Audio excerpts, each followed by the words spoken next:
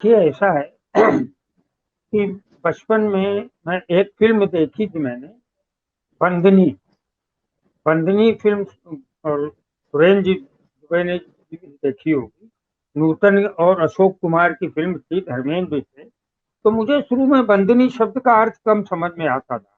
मुझे तो कैदी शब्द का अर्थ समझ में आता था कि कैदी क्या होता है, बंदी समझ में आता था, लेकिन बंदनी जो है वो स्त्रीलिंग है प्रिजनर का, तो वो मुझे समझ में नहीं आता था। और बहुत अच्छे गीत थे बंदनी के, और फिल्म भी बहुत कम 7वें 8वें 9वें में होंगे हम लोग तक।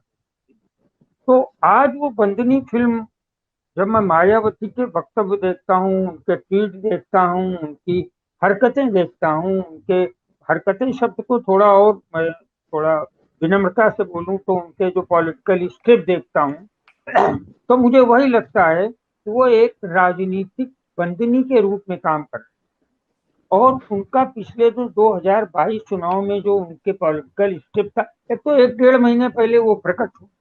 एक डेढ़ हम लोग ये समझे थे कि शायद वो सरेंडर कर गई, क्या वजह है क्या नहीं वो भी हम लोग को पता है, हमने उस पर डिस्कस भी किया था कि ईडी ने उनके साइड 250 से लेकर 400 करोड़ रुपए तक सीज करके रखे हुए, अभी जब्त नहीं किए। तो उनको अब इस बात का तय हो गया था, स्वयं उनको भी लग रहा होगा, देश की जनता को भी लग रहा था, पत्रकारों को भी लग रहा था कि मायावती कम से कम मुख्यमंत्री बनने वाली तो नहीं, तो और रेस में भी नहीं है। तो उन्होंने चुप करके बैठना अपनी मजबूरी समझा, और मतलब अपने लिए फायदेमंद समझा। और उसी समय आपको मैं याद दिला दूं, उनके एक मैं याद करता हूँ, राइन, मिस्टर राइन उनके शायद एक अल्पसंख्यक प्रकोष्ठ के कुछ हैं चेयरमैन या उप चेयरमैन। उनका एक वीडियो रिलीज हुआ था कि हमने 300 करोड़ रुपए में 50 सीटें भारतीय जनता पार्टी को बेची, और वो वीडियो भी आया था। उसके बाद कई अखबारों में खबरें भी छपी, वो कटिंग अभी भी मेरे पास कहीं ना कहीं रखी हो। तो अब ये जब देखता हूँ तो ये लगता है कि एक तो बंदनी होता बिहाइंड द बार, शीशों के पीछे। दूसरे प्रकार की बंदनी जैसे महबूबा मुफ्ती या फारूक अब्दुल्ला नजर बंद कर दिए जाते हैं तो घरों में रहते। तीसरे प्रकार की जो मायावती हैं वो अर्थबंदी, इनको फाइनेंस को लेकर, इनकी इकोनॉमिक्स को लेकर, इनको अमित शाह और नरेंद्र मोदी और भारतीय जनता पार्टी ने बंदी बनाकर रखा है। और अब वो उसी प्रकार का वक्तव्य दे रही हैं जैसा अमित शाह चाहते हैं। तो सर, जैसे मैं आपको याद दिलाना चाहता हूँ, आपके सारे जो श्रोता हैं इस समय जो आपको देख रहे हैं, कि मुझे दुख होता है मैं जब ये क्रय विक्रय देखता हूँ ना। हम लोगों ने 35 37 साल जो है पत्रकारिता में गुजारे। काशी राम का मैं थोड़ा आपको बात बता दूं, सुरेंद्र जी को भी याद दिलाता चलूं कि काशी राम ने साइकिल में घूमकर, पैदल घूमकर, और बंबई में मैं थोड़ा याद दिला दूं, टोपाज ब्लेड के मालिक थे जयंत मल्होत्रा, वो उनके आते थे वीटी में, उनका बड़ा ऑफिस है, उनके ऑफिस में मेज पर सोते थे। और बाद में उन्होंने जयंत मल्होत्रा को शायद राज्यसभा भी भेजा और लोकसभा का भी लौट से टिकट भी दिया था।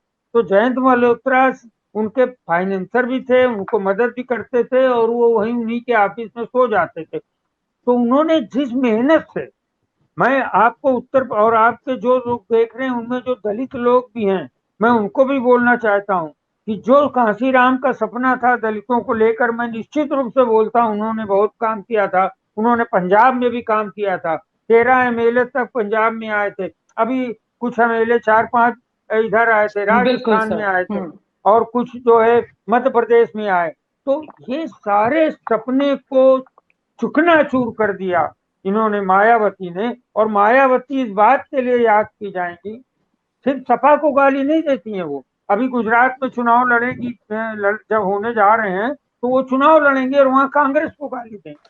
वो एक ऐसी कट मायावती मौजूद थी, और सोनिया गांधी को गले भी लगाया था उन्होंने, और बाकी सारे लोगों को मंच पर एक बड़ा जमात था, और देश का बहुत सेकुलर समाज बड़ा खुश हुआ था कि कम से कम जो है ये लोग एक हो रहे हैं। लेकिन तब तक ईडी ने मायावती और उनके भाई आनंद और उनके भतीजे भी अभी आ गए हैं राजनीति में, उनको इतना घेरा नहीं था, क्योंकि कुछ लोगों का एक वो होता है, प्रायोरिटी होती है कि हम अपनी आपने जो बोला मैं वही सेंटेंस में बोल रहा हूँ कि हम अपनी संपत्ति बचाएं, जो सुरक्षित करें, या हम जो है समाज की सेवा करें। अरे आप चुनाव हारी हैं तो आप जनता के बीच में जाइए ना। आप ना तो कभी जो है हाथरस के मुद्दे पे दिखी, ना कभी लखीमपुर के मुद्दे पे दिखी, जहाँ दलित लड़की दिला देना चाहता हूँ इनकी हालत क्या होने वाली है।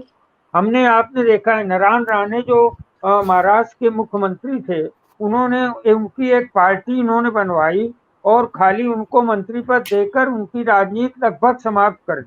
उसी तरीके से शंकर सिंह वाघेला को भी इन्होंने राजनीति में उनकी भी लगभग राजनीति समाप्त कर दी। अभी आपने पिछले ही हफ्ते देखा मुकेश सहनी के साथ क्या हुआ। मुकेश सहनी के 3 विधायक तोड़ के रख लिए और उनकी पार्टी भी खत्म कर दी। उसके पहले चिराग पासवान के साथ ये किया, उनकी भी पार्टी। तो इसमें जो है महारत हासिल है भारतीय जनता पार्टी। और उसी ट्रैप में अगली कड़ी जो है ये है मायावती। मायावती को भारतीय जनता पार्टी के डायरेक्शन में चलना पड़ेगा और उस पर चलते चलते वो अंत में कहीं ना कहीं एक जगह जाके राज्यसभा पहुंचा दी जाएंगी। नारायण राणे की तरह कोई उनको मंत्रालय उप राज्य मंत्री या कुछ बना दी जाएंगी और इनका पूरा खेल खत्म हो जाएगा। इसीलिए ये 2024 तक सपा को घेरने का, गाली देने का इनको टास्क दिया है। She is on the task, वो एजेंडे पर भेजी गई। देखिए पहली चीज तो ये है कि मायावती समेत हिंदुस्तान का हर राजनीतिक, हर पत्रकार ये जानता है कि नरेंद्र मोदी जैसा कनिंग पॉलिटिशियन वो कभी भी किसी भी ऐसे व्यक्ति को राष्ट्रपति और उपराष्ट्रपति कभी नहीं बना सकता जब कि वो कभी जिनके विरोध में रहा हो। तो ये तो मायावती अगर ये जिक्र करती हैं कि मुझे राष्ट्रपति, ये कह के वो अपना भाव बढ़ा रही हैं। और नरेंद्र मोदी ऐसे और भारतीय जनता पार्टी कभी मायावती ऐसे लोगों को राष्ट्रपति नहीं बनाएंगे।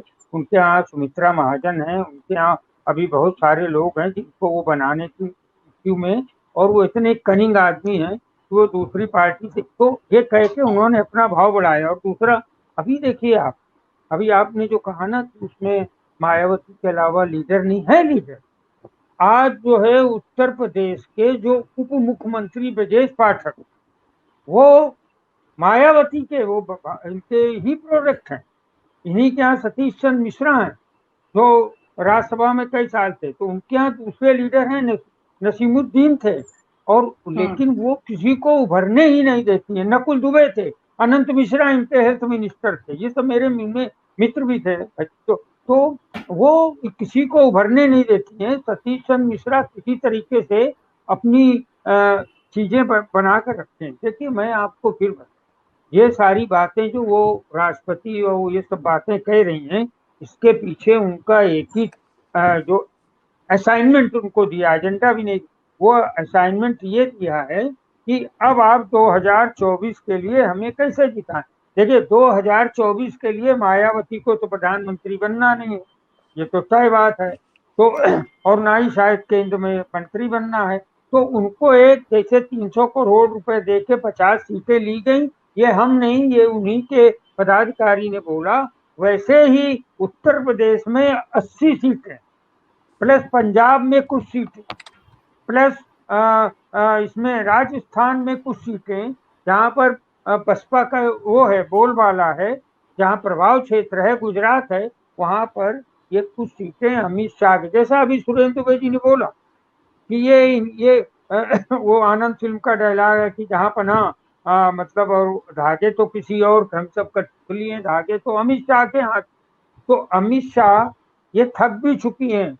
अब इनको लगता है कि शायद हमारे किसी इस ढंग के प्रभाव मंडल में इनके आ जाएं और दलित बने रहें इनके पास। लेकिन अब दलित का साथ छोड़ चुका है।